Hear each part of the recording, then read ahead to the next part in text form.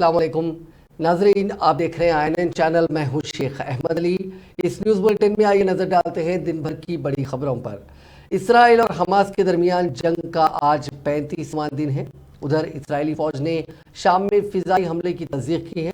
फ़ौज ने कहा कि शाम ने इसराइल के इला शहर में एक स्कूल पर हमला किया, जिसके जवाब में हमने कार्रवाई की। तमाम फ़ौज ने यह नहीं बताया कि हमला किस तंजीम पर किया गया। एक रिपोर्ट के मुताबिक जुमेरात की रात देर गए गाजा के सबसे बड़े अस्पताल अल शिफा अस्पताल के कॉम्प्लेक्स पर इसराइली हमला किया गया। अब तक 6 अफराद हलाक हो चुके हैं। यह आदाद और शुमार में इजाफा मुतवक्को है। फ़लस्तीनी वजारत सेहत के मुताबिक अल शिफा अस्पताल में हज़ारों अफराद ने पनाह ले रखी है। उधर इसराइली वज़ीर आज़म बेंजामिन नेतन्याहू ने इस बात का अदा किया कि उनका गाजा पर कब्जे का कोई इरादा नहीं है। उन्होंने कहा कि हम गाजा पर कब्जा नहीं चाहते, ना ही हम वहां अपनी हुकूमत चाहते हैं। हम सिर्फ गाजा को एक बेहतर मुस्तकबिल देना चाहते हैं। गाजा में ज़मीनी हमलों के दौरान अब तक 36 इसराइली फ़ौजी हलाक हो चुके हैं।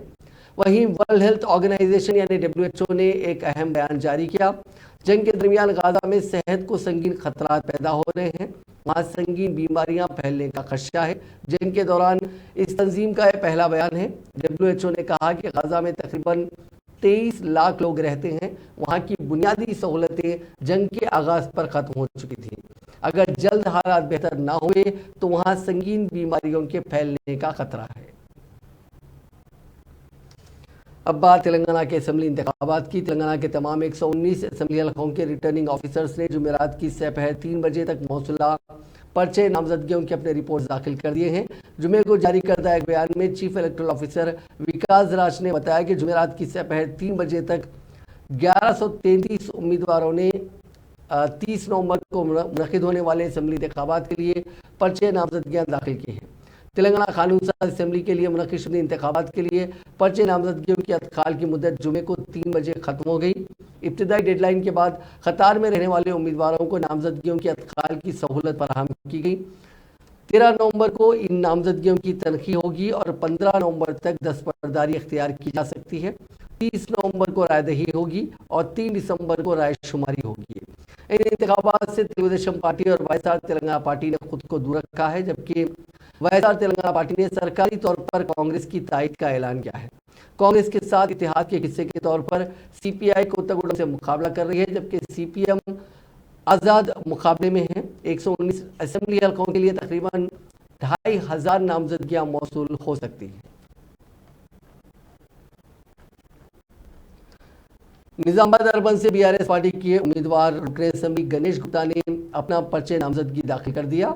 रुकने काउंसिल कविता ने खुद कार चलाते हुए गणेश गुप्ता को रिटर्निंग ऑफिसर के दफ्तर तक ले गई। रुकने असम्बली के क़यामगाह से एम्बेसडर कार चलाते हुए कारकुनों में उन्होंने नया जोश भर दिया।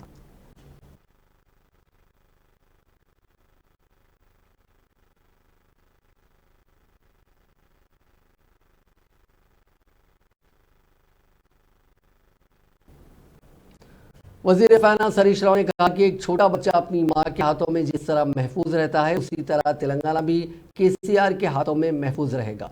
सिद्दीपेट में कांग्रेस के मुख्तलिफ कायदीन की BRS में शमूलियत के मौके पर खिताब करते हुए हरीश राव ने कहा कि झूठे वादे करते हुए कांग्रेस इख्तिदार में आने की कोशिश कर रही है। कांग्रेस पार्टी को रियासत के अवाम से ज़्यादा इख्तिदार से मोहब्बत है। उन्होंने समाज के तमाम तबकात को खबरदार किया कि वो कांग्रेस के झूठे वादों पर भरोसा ना करें, वरना कर्नाटक के अवाम की तरह धोखे में आ जाएंगे। कर्नाटक के deputy chief minister DK Shivakumar ने तेलंगाना में पार्टी इंतखाबी मुहिम चलाते हुए कहा था कि उनकी रियासत में किसानों को सिर्फ 5 घंटे बल्कि सरबराह की जा रही है, लेकिन उन्हें पता नहीं कि तेलंगाना में KCR हुकूमत गुज़िश्ता 8 बरसों से किसानों को 24 घंटे मियारी बल्कि सरबराह कर रही है। उन्होंने कहा कि तेलंगाना एक ज़माने में खुशहाली से मुतासरा इलाका था, लेकिन KCR की दूरअंदेशी की वजह से आज तेलंगाना की सरजमीन सरसब्ज़ व शादाब हो रही है।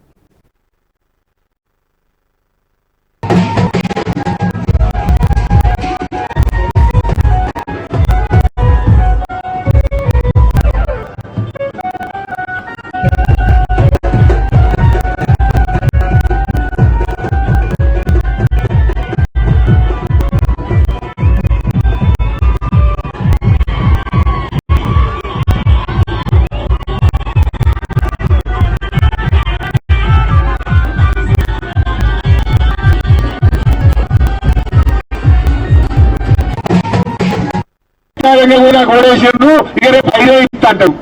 చెప్పని మీటింగ్ లో అయినది బుగాయిస్తుండ్రు. రేవంత్ రెడ్డి మాటల్లో నీతి ఎంత ఉంటుందో చెప్పాలంటే ఒక చిన్న ఉదాహరణ చెప్తా. పోయినసారి కొడంగల్ పోటీ చేసిండు ఎమ్మెల్యేగా. అప్పుడు నేను ఎలక్షన్ ఇన్ఛార్జ్ వెళ్తే కేసీఆర్ వెళ్తే కొడంగల్ పోయినా. నేను కొడంగల్లో పనిచేస్తుంటే ఓసారి ఉపన్యాసాలు చెప్పిండు. ఏ కొడంగల్ ఇటు నేను ఓడిపోతే రాజకీయ సన్యాసం తీసుకుంటా, ఇక మన పంతక రావాలా అన్నాడు. ఓడిపోయిందా లేదా? మరి ఆడ తీసుకున్నాడు ఆయన సన్యాసం. అంటే అన్ని అబద్ధాలు చుట్టూ బాగా మాటలు మాట్లాడతాడు ఆయన. ఇంకొక పిసిసి అధ్యక్షుడు ఉత్తమ్ కుమార్ రెడ్డి ఉండే, ఆయన కూడా మన ఎలక్షన్ లో 2018 ఇప్పుడు చేసినట్టే లొల్లి చేశారు. ఇక గెలిచింది రానే వచ్చే నాకు ఈ మంత్రి పదవి నీకు ఈ మంత్రి పదవి అని 2018 పంచుకున్నారు. అప్పుడు కూడా గిట్లా అడిగిండ్రు, అరే మీరు ఎడగలుగుతారా కేసీఆర్ గంత మంచిగా పనిచేసిందంటే ఏమో కాంగ్రెస్ పార్టీ అధికారంలో రాకపోతే గడ్డంగీ అన్నాడు. మరి గీకిండా? మరి बीआरएस के कारगुजार सदर व वजीर बल्दी अजमोनस KT रामाराव ने कांग्रेस की जानिब से जारी करदा माइनॉरिटी डिक्लेरेशन को मजहूल करार दिया और कहा कि ऐसा लगता है कांग्रेस पार्टी ने बीजेपी के नजरियात के साथ माइनॉरिटी डिक्लेरेशन जारी किया। तेलंगाना भवन में मीडिया से बात करते हुए KTR ने कहा कि माइनॉरिटी डिक्लेरेशन के नाम से कांग्रेस पार्टी साजिश कर रही है। अक़लियतों के मामले में कांग्रेस और बीजेपी की सोच यकसा है, क्योंकि PCC सदर रेवंत रेड्डी बीजेपी जहनीत रखते हैं, इसीलिए दो जमातों के नजरियात के साथ मिलकर यह डिक्लेरेशन तैयार किया गया है। दस्तूर में साफ साफ कहा कि हिंदुस्तान में मुसलमान, सिख और ईसाई तीनों भी रिलीजियस माइनॉरिटीज हैं। कॉन्स्टिट्यूशन ऑफ इंडिया साफ कहती है कि मुसलमान और मुस्लिम, क्रिश्चियन और सिख तीनों भी आज रिलीजियस माइनॉरिटीज है। आज कांग्रेस पार्टी के डिक्लेरेशन ये कहता है, ये बोलता है कि एक कास्ट सेंसस करेंगे और सभी को इंक्लूडिंग माइनॉरिटीज को हम मिला देंगे बीसीस में। क्या होगा इससे? दोनों का नुकसान होगा। एक तरफ नुकसान होगा बीसीस का, दूसरे तरफ नुकसान हो जाएगा माइनॉरिटीज का, क्योंकि अगर बीसीस में आपको शामिल कर देंगे तो इससे क्या होगा? अल्टीमेटली ये होगा कि कोई अलग से माइनॉरिटी वेलफेयर डिपार्टमेंट नहीं रहता, अलग से माइनॉरिटी वेलफेयर का बजट नहीं रहता, माइनॉरिटी कमीशन नहीं रहता, और साथ ही साथ माइनॉरिटीज कॉर्पोरेशन भी सारे के सारे जब्त हो जाएंगे, सारे के सारे खत्म हो जाएंगे। ये आज कांग्रेस पार्टी का मतलब सोच है। कांग्रेस पार्टी का जो सोच है आज बीजेपी का आइडियोलॉजी से मिलता है। बीजेपी बार बार आज कह रही है पासमानदा मुसलमान, और लगता है कि कांग्रेस ने भी वही पन्ना, वही पेज आज निकाल के एक कोशिश कर रही है ताकि बैकवर्ड क्लासेस का और मुसलमानों का खास और माइनॉरिटीज का झगड़ा हो जाए। एक और मसला यह है इसमें कि एक मरतबा एक ही बार 2006-7 में एक BCE कैटेगरी क्रिएट किया गया, खास क्योंकि रिजर्वेशन देना था। बट इसका मतलब ये नहीं कि हर मुसलमान BCE में आता, बैकवर्ड क्लासेस में आता। ये नासमझी जो है कांग्रेस पार्टी की, जो मुझे नासमझी भी नहीं है, तो मुझे लग रहा है कि कोई साजिश है दोनों के बीच में एक झगड़ा करने का। मैं इसलिए ये बात कर रहा हूं क्योंकि आज का कांग्रेस पार्टी का अध्यक्ष जो यहाँ पे है वो खुद बीजेपी से ताल्लुक रखने वाला आदमी है, RSS आइडियोलॉजी में विश्वास रखने वाला आदमी है। तो इसलिए मैं कह रहा हूं ये जो डिक्लेरेशन बनाए, लगता है कि ये कांग्रेस ऑफिस में नहीं, बीजेपी के दफ्तर में बन के निकली बात। एक और एक बात यह है कि आज अगर 1 मिनट के लिए समझिए कि कास्ट सेंसस करे आप और मिला दिए आप मुस्लिम्स को, क्रिश्चियंस को और सिख को बीसीस में, क्या होता? कल सारे के सारे BC टूट पड़ेंगे और कहने लगेंगे बैकवर्ड क्लासेस लीडर्स और बैकवर्ड क्लासेस की आवाम कि आप हमारा हक छीन रहे हो, आप हमारे लिए जो गारंटी था रिजर्वेशन आप उसमें से जबरदस्ती ले रहे हो, करके एक रिफ्ट आ जाएगा माइनॉरिटीज और बीसीस के बीच में। लगता है कि कांग्रेस पार्टी दोनों की तरफ सिंसियर नहीं है, ना बीसीस की तरफ सिंसियर है, ना माइनॉरिटीज की तरफ सिंसियर है। एक और एक बात है, हमें तो शक यही है कि आज कांग्रेस पार्टी जितना भी यहां पे वादा करी, अगर ट्रैक रिकॉर्ड देखेंगे आप तो इतना बदतर ट्रैक रिकॉर्ड है उनका। 2004 से लेकर 2014 तक कांग्रेस पार्टी यहां पे सत्ता में थी, यूनाइटेड आंध्र प्रदेश में, मुत्तहिदा आंध्र प्रदेश में। इसमें अगर उनका बजट आप देखेंगे 2004 और 5 में सदर बीआरएस और चीफ मिनिस्टर चंद्रशेखर राव 16 नवंबर को जिले मेदक के नरसापुर में अवामी आशीर्वाद सभा को मुखातिब करेंगे। वजीर फाइनेंस हरीश राव ने मकामी रुकन असेंबली मदन रेड्डी और हल्का असेंबली नरसापुर से पार्टी उम्मीदवार सुनीता लक्ष्मण रेड्डी के साथ चीफ मिनिस्टर के दौरे के प्रोग्राम के इंतजाम का जुमे को जायजा लिया। इस मौके पर वजीर फाइनेंस ने पार्टी कायदीन से ख्वाहिश की कि वो चीफ मिनिस्टर के जल्द से आम को कामयाब बनाए।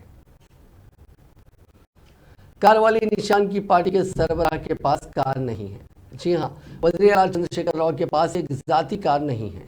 केसीआर के एफिडेविट के मुताबिक केसीआर के पास और उनके अहलिया की मुकम्मल असासेजात 58 करोड़ 93 लाख के हैं। दाखिल करदा सदाकतनामे के मुताबिक केसीआर के पास 2,96,605 रुपये नकद रकम है। बैंक में जमा मुकम्मल पूंजी 6 करोड़ 29 लाख है।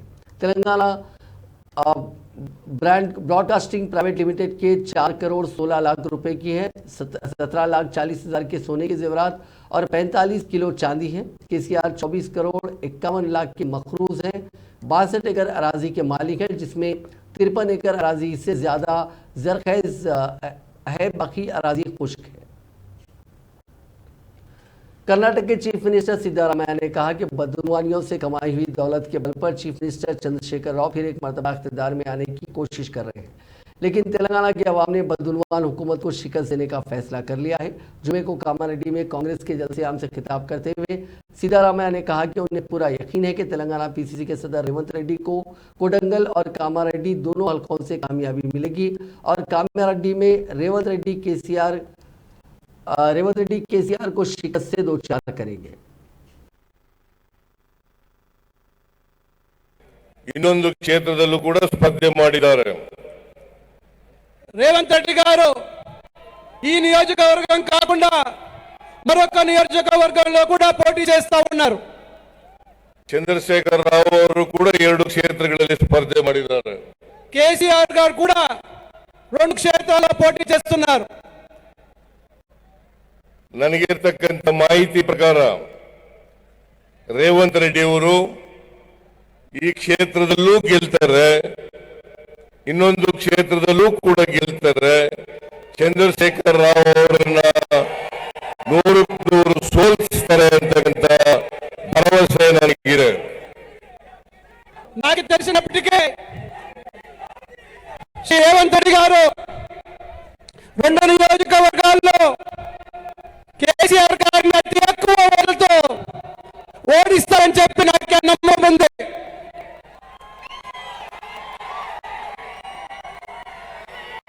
ಚಂದ್ರಶೇಖರ್ ರಾವ್ ಅವರು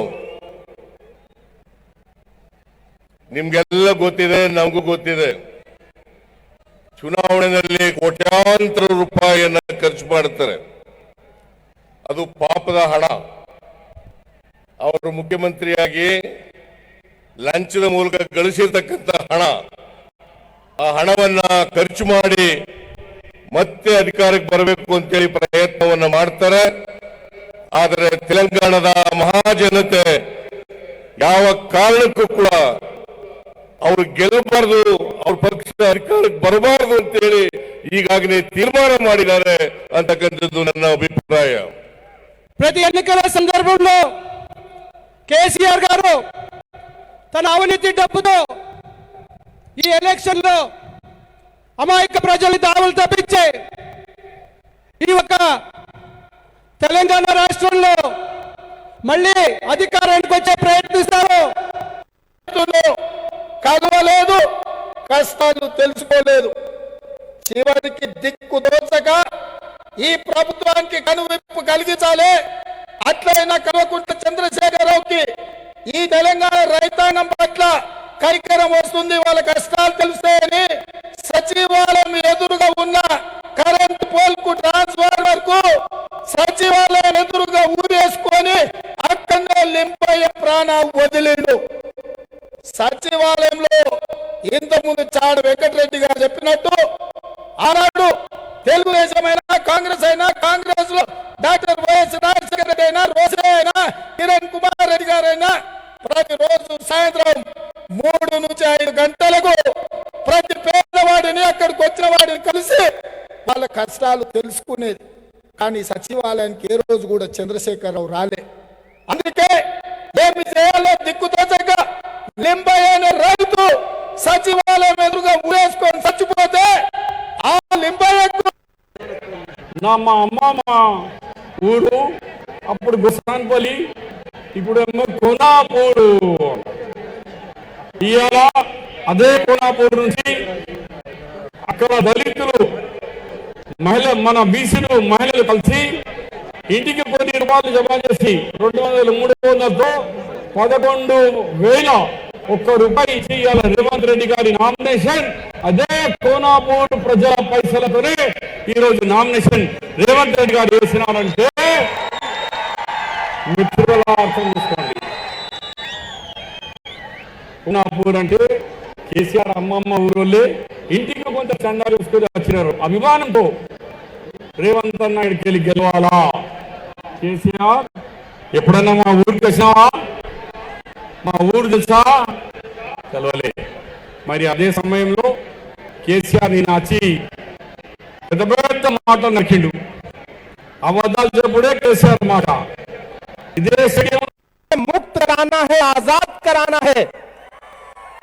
उस दिन से आप अपने मिशन पर लगे और जब केसीआर ने यह कहा कि हम कामारेड्डी जा रहे हैं तो कोई दूसरा नेता होता तो कहता ठीक है जाओ हम अपनी सेफ सीट ले लड़ रहे हैं, लेकिन मर्दानगी इसको कहते हैं कि आपने केसीआर से कहा कि अगर कामारेड्डी जाओगे तो हम कामारेड्डी तक तुम्हारा पीछा करेंगे, तुमको छोड़ेंगे नहीं, तुमको हरा करके वापस भेजेंगे। मैं आपकी इस मर्दानगी की दाद देता हूं। राह में खतरे भी हैं लेकिन ठहरता कौन है? मौत कल आती है, आज आ जाए डरता कौन है? राह में खतरे भी हैं लेकिन ठहरता कौन है? मौत कल आती है, आज आ जाए डरता कौन है? और तेरे सिस्टम के मुकाबिल मैं अकेला हूं मगर फैसला मैदान में होगा कि मरता कौन है। कामारेड्डी वालों, आज का ये ओबीसी डिक्लेरेशन सिर्फ एक प्रोग्राम नहीं है, एक इतिहास लिखने का दिन है, क्योंकि कामारेड्डी से जो आवाज उठेगी वो पूरे तेलंगाना पे छा जाएगी। इसको याद रखिएगा। आप जब 30 तारीख को ईवीएम का बटन दबाने जाएंगे तो सिर्फ एक एमएलए नहीं चुनेंगे, आप तेलंगाना का भविष्य चुनेंगे, तेलंगाना का मुस्तकबिल चुनेंगे। और मैं तो यहां बैठ करके सोच रहा था कि ये जो बीआरएस पार्टी के रुकने काउंसिल की कविता ने कर्नाटका के वजीर आला को निशाना बनाते हुए कहा कि केसीआर को उन्हें तनकीद का निशाना बनाने का कोई हक नहीं है। निजामाबाद में खिताब करते हुए उन्होंने कहा कि कई दहों से मुल्क को चलाने वाली कांग्रेस पार्टी पसमानदा तबकात की ज़मराबंदी करने की हिम्मत नहीं कर सकी। मुत्तहिदा निजामाबाद में एक बीसी कायद को टिकट नहीं दिया। सिद्धारामैया बीसी डिक्लेरेशन का ऐलान करना मज़ाक़ ख़ैज़ बात है। उन्होंने कहा कि कांग्रेस को खलीजी बंगाल में डालने के अलावा कोई दूसरा रास्ता नहीं है। ఇంకొక పక్క మరి నేతన్నను గీతన్నను అట్లానే మన మత్స్యకారులను అది బోత్ ముద్రాజులైన గంగపుత్రులైన వారిని మన యాదవులను ప్రతి ఒక్కరిని కూడా ఆదుకుంటున్నటువంటి సందర్భం, ప్రతి చోట కూడా ఈ వృత్తి పనుల వారిని ఎంకరేజ్ చేస్తున్నటువంటి సందర్భం. మరి ఇటువంటి అద్భుతమైన జిల్లాలో మా జిల్లాలో నిజంగా పెద్ద సంఖ్యలో మున్నూరు కాపు సోదరులు ఉంటారు. వారందరూ కూడా వ్యవసాయంలో చాలా పెద్ద ఎత్తున ఇన్వాల్వ్ అయి ఉన్నటువంటి వారు ఉంటారు. చాలా పెద్ద ఎత్తున రైతు బంధుతోని లబ్ధి పొందుతున్నటువంటి కమ్యూనిటీస్లో, పెద్ద కమ్యూనిటీస్లో మున్నూరు కాపు కావచ్చు, యాదవ కావచ్చు, కురుమ కావచ్చు, గౌడ కులస్తులు కావచ్చు, చాలా పెద్ద ఎత్తున భూములు ఉన్నాయి మా జిల్లాలో. అందరూ కూడా సంతోషంగా చేసుకుంటున్నారు. దళిత వర్గాలకు సంబంధించినటువంటి వారు, ఎస్టీలకు సంబంధించినటువంటి వారు, గిరిజనులు, వారికి కూడా పెద్ద ఎత్తున మా జిల్లాలో భూములు ఉండి సాగు చేసుకోవడం. మొన్ననే పోడు భూములు ఇచ్చిన దాంట్లో కూడా పెద్ద ఎత్తున వారికి కూడా భూములు ఇవ్వడం జరిగింది. దాంతో సబ్బండ వర్గాలు సంతోషంగా ఉమ్మడి నిజామాబాద్. कांग्रेस पार्टी में टिकटों की तकसीम के मसले पर कायदीन में नाराजगियों और मायूसी का सिलसिला जारी है। बाज़ कायदीन पार्टी टिकट न मिलने पर दीगर जमातों में शामिल होने की तैयारियां कर रहे हैं। गुज़िश्ता रात कांग्रेस पार्टी ने उम्मीदवारों की आखिरी फहरिस्त जारी की थी, जिसमें बाज़ हलकों में पहले से ऐलान करदा उम्मीदवारों को तब्दील कर दिया गया और बाज़ हकीकी कायदीन को टिकट से महरूम कर दिया गया, जिनमें सूर्यापेट असेंबली हल्के के पटेल रमेश रेड्डी भी शामिल हैं, जिन्होंने टिकट न मिलने पर अपने अरकान ख़ानदान के साथ मिलकर ज़ारो ख़तार रो पड़े। पटेल रमेश रेड्डी का अरकान ख़ानदान के साथ रोते हुए वीडियो सोशल मीडिया पर काफ़ी वायरल हुआ। बताया गया है कि आखिरी फेरिस में कांग्रेस ने 5 उम्मीदवारों के नामों का ऐलान किया था, जिनमें सूर्यापेट से पटेल रमेश रेड्डी के बजाय साबिक वजीर राम रेड्डी दामोदर रेड्डी का नाम था, जिस पर वो काफी नाराज हो गए और घर में ही रहने को तरजीह दे रहे हैं। इसी तरह पटनचेरू असेंबली हल्के से नीलम मधु के बजाय काटा श्रीनिवास गौड़ को टिकट दिया गया। इब्तिदा में इस हल्के से नीलम मधु को उम्मीदवार बनाने का कांग्रेस पार्टी ने फैसला लिया था, लेकिन लम्हे आखिर में उनके नाम को तब्दील करते हुए श्रीनिवास गौड़ को टिकट दिया गया, जिस पर बरहमी जाहिर करते हुए नीलम मधु ने आज पर्चे नामजदगी के आखिरी दिन बहुजन समाज पार्टी में शामिल होकर पार्टी टिकट हासिल कर लिया और बीएसपी के बी फॉर्म के साथ उन्होंने आज पर्चे नामजदगी दाखिल कर लिया। इस तरह नारायण खेड़ असेंबली हल्के के उम्मीदवार और साबिक एमपी सुरेश शेटकर को भी तब्दील कर दिया गया। आखिरी फेरिस में पार्टी हाईकमान ने सुरेश शेटकर की जगह संजीवा रेड्डी को उम्मीदवार बनाया, जिस पर सुरेश शेटकर ने कहा कि वो पार्टी हाईकमान के फैसले का एहतराम करते हुए संजीवा रेड्डी की मुकम्मल तायीद करते हुए उन्हें कामयाब बनाने की कोशिश करेंगे।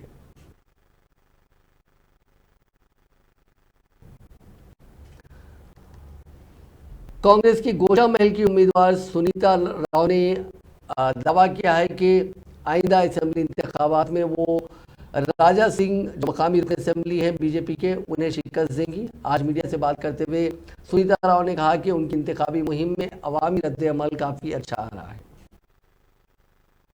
जो रेप केसेस के विक्टिम्स हैं, मोदी जी क्या तालियां बजाते घर में पार्लियामेंट में बैठते क्या? मोदी को जवाब नहीं दे सकते? मोदी जी बाहर आना, जवाब देना आम जनता को, महिलाओं को। पहले तो सॉरी बोलना, उन्हें अभी तक जाके बात नहीं करे वहाँ पे क्या चल रहा है, चाहे वो मुस्लिम हो दो चाहे वो हिंदू हो दो, वो महिलाओं के खिलाफ जो अत्याचार नहीं रोक सकते। मैं तो सोचती हूँ prime minister is unfit for a prime minister. I feel personally. This is my comment. गोशामिल में आपका मुकाबला बीआरएस है बीजेपी से? दोनों से भी है। बीआरएस बीजेपी एमआईएम के खिलाफ जब सुनीता राव लगे तो वो बी टीम के बोल दिए भैया, और क्या बोलना। कांग्रेस के अकेली औरत काफी है 3 लोगों को लपटाने में। मेरा एक सवाल है आपसे के भी गरीब बहनों आज जितने कमाती बहनें हैं वो नहीं पढ़ सक रहे। वहाँ पे ना गोशामिल में डेवलपमेंट है, ना गोशामिल में किसी एमएलए को देखा है। यहाँ से 10 साल से जो राजा सिंह बैठे हुए हैं, राजा सिंह को तो बहुत सारे बहने तो देखे भी नहीं। और वहाँ पे डेवलपमेंट ड्रेनेज सिस्टम क्या, कचरा क्या, वहाँ पे एक चीज का 1 रुपए का फायदा नहीं हुआ हमारे जनता को, चाहे वो मुस्लिम हो चाहे वो हिंदू होने दो। इसी वजह से इस बार पहली बार एक महिला कांग्रेस प्रेसिडेंट को यहाँ पे टिकट दिया गया है। हार जीत दूसरी बात है, राजा सिंह के खिलाफ लड़ने का हिम्मत रखती है औरत। बस ये औरत को जिताने की जिम्मेदारी हमारे आम खवातीन बहनें जो है और हमारे मुस्लिम और हिंदू जो बड़ा के जो कर रहा है नाटक और नौटंकी, वो गुंडाइज्म को बंद करने के लिए आई है सुनीता राव। कौन बोले आपको? मैं पैम्पलेट्स बता देती और एरियाज भी दे देती, शायद उन लोग नहीं देखे होंगे। You can see my page president महिला कांग्रेस में देखे गए तो हर एक हिंदू के घर में भी गए, हर एक मुसलमान के घर में भी गए। ये मजलिस-ए-इत्तेहादुल मुस्लिमीन ने आखिरी वक्त में राजेंद्र नगर असेंबली हल्के के उम्मीदवार को तब्दील कर दिया। कारवां के मौजूदा कॉर्पोरेटर एम स्वामी यादव को टिकट दिया गया। इससे पहले बी रवि यादव को टिकट देने का ऐलान किया गया था। कारवां के रुकन असेंबली और मजलिस-ए-इत्तेहादुल मुस्लिमीन के मौजूदा उम्मीदवार कौसर मोहिउद्दीन ने आज अपने हल्के में इंतखाबी मुहिम चलाई। उन्होंने लोगों से मुलाकात की और उन्हें आइंदा इंतखाबात में कामयाब बनाने की अपील की।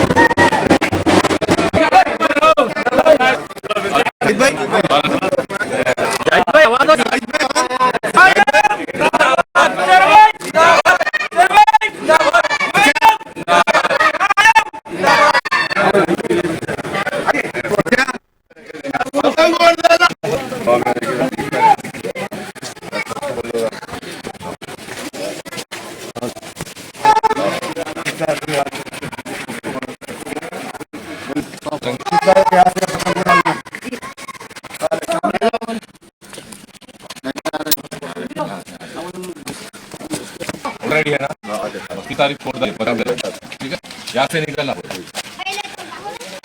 यहाँ से सबको बोलना था।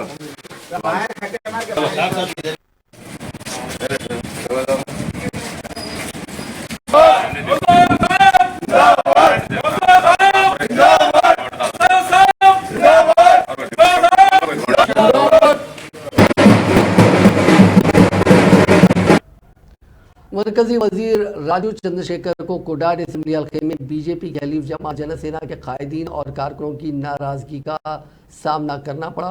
उन्होंने वजीर मौसूफ से सवाल किया कि कोडाड असेंबली हल्के से सतीश रेड्डी को किस तरह उम्मीदवार बनाया गया। हालांकि सतीश रेड्डी का ताल्लुक जनसेना से बताया गया, लेकिन उनके मुखालिफ ग्रुप ने उनके खिलाफ मुहिम शुरू की है। बताया गया कि मरकजी वजीर राजीव चंद्रशेखर आज कोडाड में अपनी हलीफ जमात जनसेना के उम्मीदवार सतीश रेड्डी की इंतखाबी मुहिम में शिरकत के लिए वहां पहुंचे थे, जिस पर जनसेना के ग्रुप ने मरकजी वजीर का घेराव करते हुए उनसे सवाल किया कि मकामी पार्टी कायदीन से मुशावरत के बगैर बाहर से आने वाले कायद को किस तरह टिकट दिया गया। बताया गया कि बीजेपी जनसेना इत्तेहाद की वजह से कोडाड की सीट जनसेना के लिए मख्तस की गई है। एहतजाजियों ने मरकजी वजीर को प्रेस कॉन्फ्रेंस से खिताब करने नहीं दिया और सतीश रेड्डी को तब्दील करते हुए मकामी कायद को उम्मीदवार बनाने का मुतालबा किया। हैदराबाद सिटी पुलिस ने दीपावली के पेश नज़र अवामी मकामात और सड़कों पर आतिशबाजी पर इम्तना आयद कर दिया है। पुलिस के जारी करदा एक प्रेस नोट में बताया गया कि दीपावली के दौरान 8 बजे से 10 बजे शब तक सड़कों और अवामी मकामात पर आतिशबाजी की इजाज़त नहीं रहेगी। उन अहकाम का इतलाक़ 12 था 15 नवंबर रहेगा।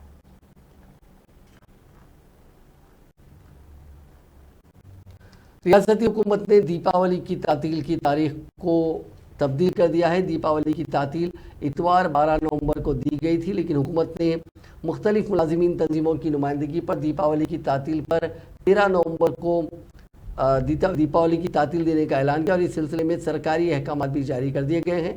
13 नवंबर को सरकारी मुलाजिमीन, खानगी इदारों, तालीमी इदारों और दीगर इदारों को तातील रहेगी। इस तरह तालीमी इदारों को लगातार 3 दिन तातीलात मिल रही हैं, जिनमें 11 नवंबर को सेकेंड सैटरडे की तातील, 12 नवंबर को इतवार की तातील और 13 नवंबर को दीपावली की तातील रहेगी। कलेक्ट्रेट ऑफिस के अहाते में आज उस वक्त सनसनी फैल गई जब एक खातून मुलाजिम ने अपने साथी पर खंजर से हमला कर दिया। ये वाक़या ज़िले यादद्री भोनगिर में पेश आया। तफसीलात के मुताबिक एईओ मनोज पर एओ शिल्पा ने चाकू से हमला कर दिया। आज एओ ऑफिस में इन दोनों के दरमियान किसी बात पर झगड़ा हो गया था, जिसके बाद दोनों दफ्तर से बाहर निकल आए। बरहम शिल्पा ने मनोज पर खंजर से हमला कर दिया, जिसके नतीजे में उसके पीठ पर जख्माया। इतला मिलते ही पुलिस ने मकाम वाक़े पर पहुंचकर जख्मी को अस्पताल मुंतकिल किया और खातून को हिरासत में ले लिया। कातिलाना हमले की वजह आपसी मामला बताई जा रही है। पुलिस मसरूफ़ तहकीकात है। 5 रियासतों में असेंबली इंतखाबात होने हैं और इंतखाबी मुहिम अपने उरूज को पहुंच चुकी है। कांग्रेस कायद राहुल गांधी ने आज मध्य प्रदेश में कई इंतखाबी जलसों से खिताब किया। % कमीशन लेते हैं। अच्छा, ये आपने देवेंद्र तोमर लड़का है, इसका वीडियो देखा आपने? देखा? मोदी ने इस पर कोई कार्रवाई की? कोई सीबीआई लगी, ईडी लगी, इनकम टैक्स लगा उस पे? यहां पे जो बच्चों को स्कूल में खाना दिया जाता है उसका पैसा इन्होंने लूटा। मध्य प्रदेश पहला प्रदेश है जहां पे मरे हुए लोगों का इलाज होता है अस्पताल में। और सबसे बड़ा स्कैम, व्यापम स्कैम, जिसमें इन्होंने आपसे 1 करोड़ युवाओं को नुकसान पहुंचाया और 40 लोगों की मृत्यु हुई। पूरा शिक्षा सिस्टम था, उसको रद्द कर दिया, उड़ा दिया इन लोगों ने। पटवारी एग्जाम। नाजरीन, इस न्यूज़ बुलेटिन में बस इतना ही। आप देखते रहिए INN चैनल।